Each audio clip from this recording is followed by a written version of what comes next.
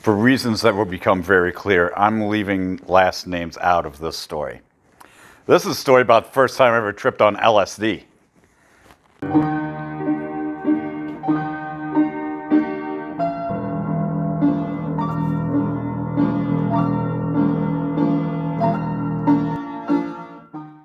So it was the summer before I left for the military to become a CB.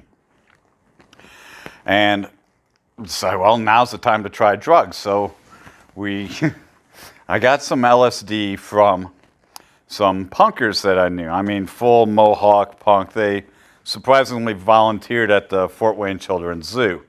That was where they got paid. I guess they didn't volunteer, they worked. They're zoo hands. So underneath those baseball caps that the zoo hands wear could be a giant mohawk of extremely hardcore punkers with tats all up and doing a lot of drugs and LSD at the zoo. That's a different story. So I bought a bunch from them.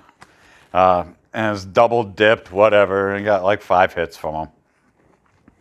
And me and the girlfriend at the time, so we could both try some. And so we munched it, and we knew we had about 30 minutes to an hour before it'd kick in. I'm like, well, what should we do?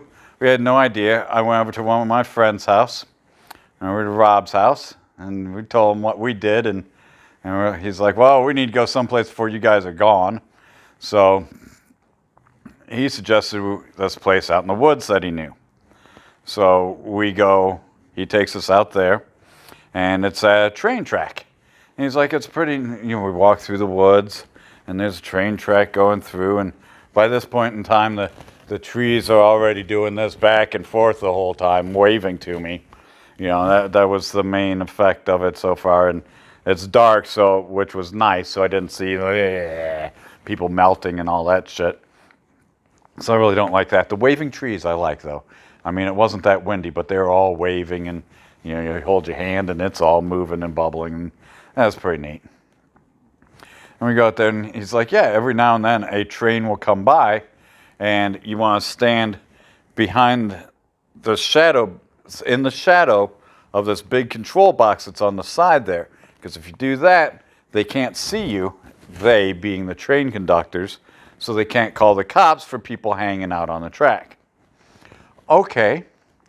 And so we get out there, and we're hanging out, we're just throwing rocks, looking around, doing nothing, and train comes, and so we stand, and there's a big box, train's coming from this way, we stand here in the shadow, and as the train comes, we stay in the shadow, and then we stood up close to the train, which looking back on now, is absolutely fucking stupid, because shit hangs off on the side of the trains. We didn't think of that.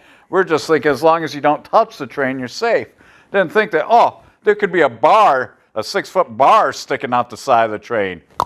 Clunk you. Because we're standing like a foot, 2 feet from the train, and you get this strong 60-mile-an-hour wind just from this freight train, and it's pretty fucking neat, And didn't think about how dangerous that really was, and then the train goes by, and we're like, oh, that's neat, Let's put a penny on the tracks, and it's like, yeah, usually only one train comes through a day, and even if that night there was like 14 trains down that tracks in the next 4.5, 5 hours that we were tripping balls standing there. Well, me and the girlfriend he was sober, but enjoying laughing at us and having a blast with all the trains. And yeah, Rob, you know who you are. You follow me on Facebook.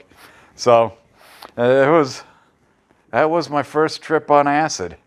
That was a hell of a party. It was pretty nice. I was in nature, trees, with friends, excitement, unknown extreme danger.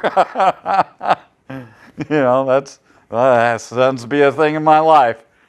Oh well, puff, puff, pass, no parking on the grass. I'm out of here.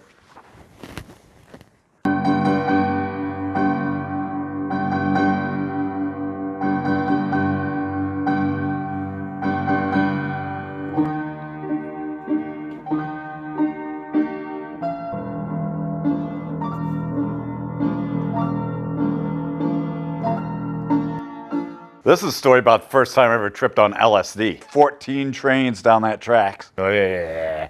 people melting and all that shit. The trees are already doing this back and forth the whole time, waving to me. Unknown extreme danger.